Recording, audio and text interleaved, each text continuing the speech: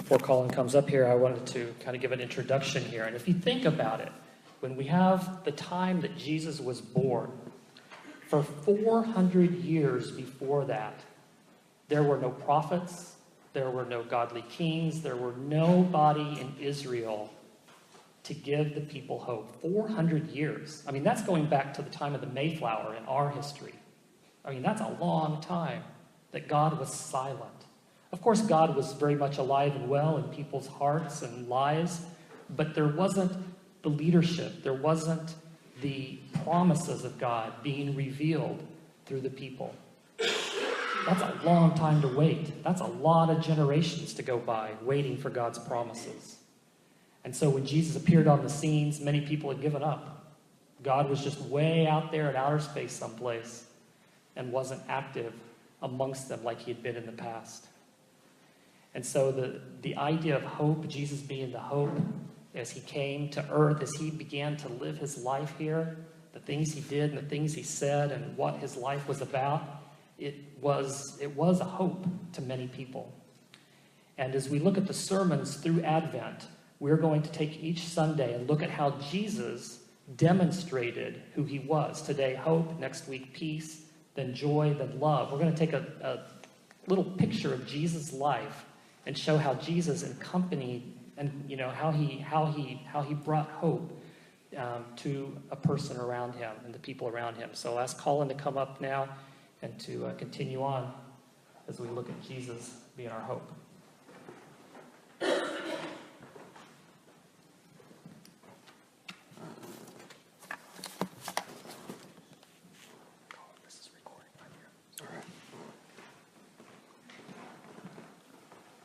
Hi.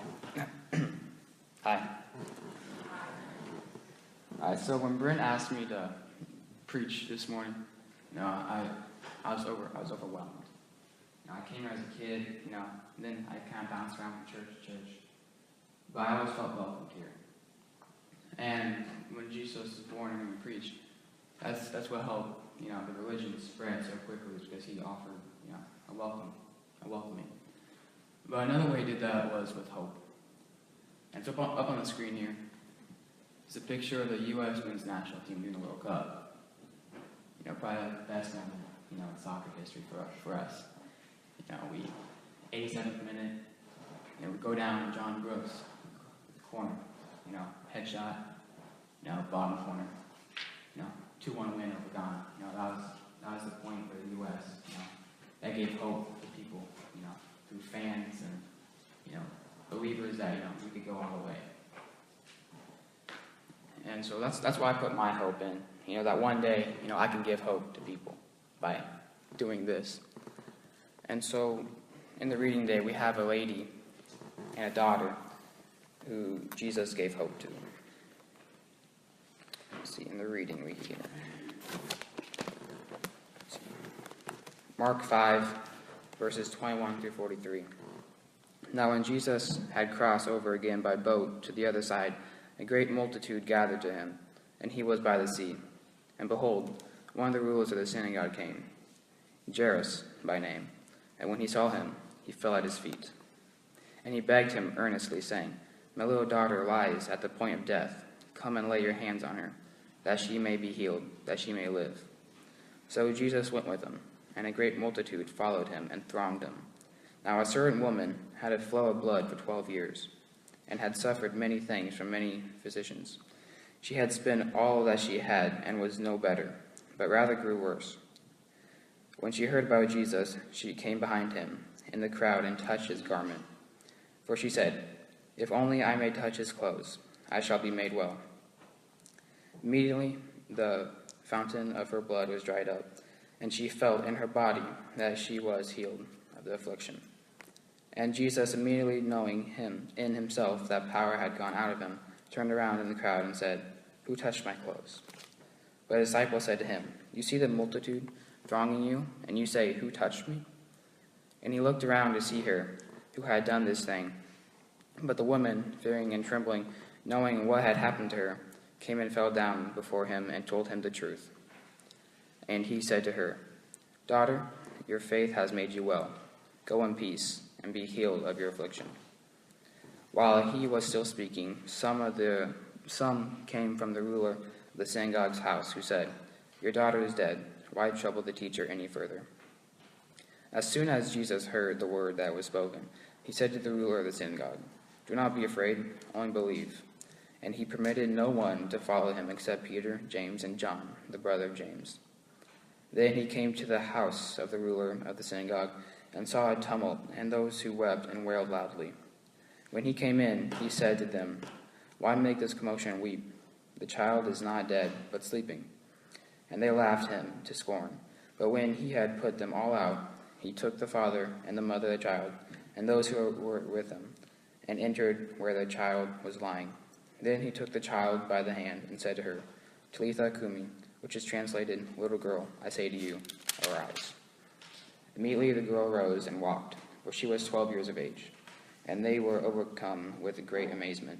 But he commanded them strictly that no one know it, and said that something should be given to her to eat. Now, hope comes in many forms. It can come from movies and characters where what they do gives you hope. Or it can come from waiting in a hospital room. In this particular story involving the lady, hope came from Jesus. When Jesus got into town, he was thronged with a group of people. The leader of the synagogue, named Jairus, fell at his feet. Now, synagogue leaders and Jesus didn't always they didn't always mix well. And the fact that, this leader came and fell at his feet, asking, to save my daughter, just shows the hope that Jesus gave off. So, the lady, she came to him. She believed, she hoped that if I just touch his garment, I will be saved. He will heal me from this bleeding. Physicians, doctors, I spent everything. My last hope is in Jesus. So, she's in the crowd. She goes to reach out to him. She touches him. She turns away. And Jesus, he felt the power come out. Who touched me? He asked, who touched me? His disciples, they're amazed. People have been touching you for 10 minutes. How can you know who just now touched you? But he turned around and saw the lady. She fell. She was on her knees. And, she didn't know what to say at first. Does she answer? She just touched this powerful, leader, the Son of God.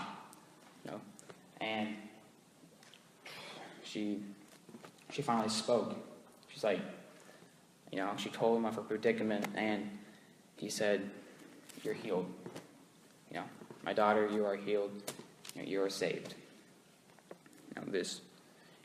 I believe that, he made her say that, he made her, preach her faith in that throng of people to show even more hope to those people. And the thing about this woman, according to Leviticus 15:25-33, she was ceremonially unclean. That verse talks about how any woman bleeding outside of her impurity time, is ceremonially unclean.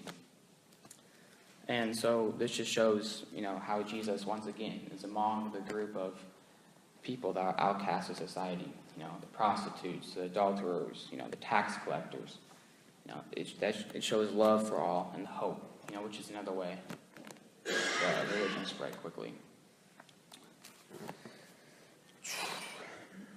Now, when the people from the synagogue leader's house came out to Jesus and said, "She's dead," Jesus, he did not believe one word they said. He's like, "You can say that, I'm going to go and see for myself." And so he walks in, he brings Peter, James, and John, who we believe had an especially tight relationship with Jesus. And, he gets in there, he sees the girl. He starts to laugh. When these people are crying, and he starts laughing. He says, "This girl's not dead. She's merely asleep." Well, if somebody said that to you, and your daughter just died, you're like, what are you talking about? Her heart stopped. And so he speaks the word Talitha cumi, or Talitha kan, which is Aramaic, for little girl, arise. Now, Aramaic is the language we believe that Jesus and his disciples communicated with. And he said those two words, and the daughter arose. Everybody's shocked, once again.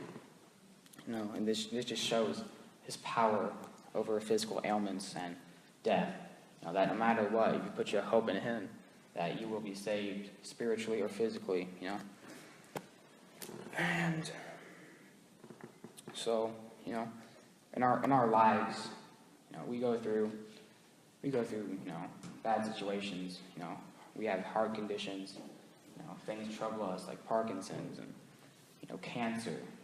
The worst things that can happen. But if you're one of those people that have something like this, or if spiritually you're not set, you don't feel that you and God and Jesus don't have a tight relationship, do what the lady did.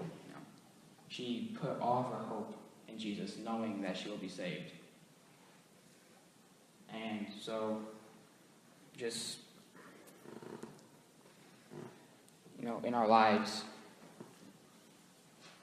we have certain situations. You see some people break down. You see them lose it all.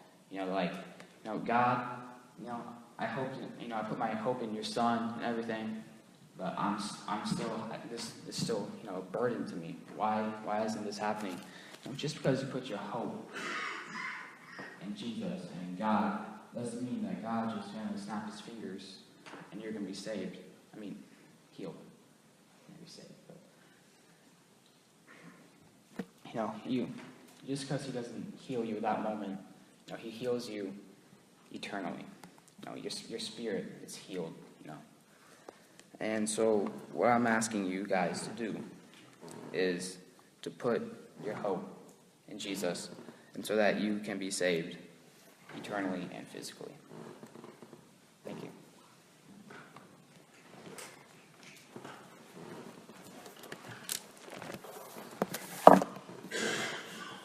And maybe there is something in our lives right now, whatever we're going through, something where we feel like, man, this is just a hopeless situation. Maybe we feel like the people in the 400 years waiting for God to intervene, and you're waiting for God to intervene in your life as well. If there's something in your life that you feel like, man, I really need God to come through, we need to reach out and touch him like this lady did, and allow him to be able to handle the situation that's in our lives. That's faith, that's trust. He's the object of our hope, and we can trust in him. And maybe the storm will go away, or maybe God will calm us in the midst of the storm. And either way, that's a miracle that God can do that, because we live in a world where many people are without hope. The next song that we are going to sing is number 163. We are putting our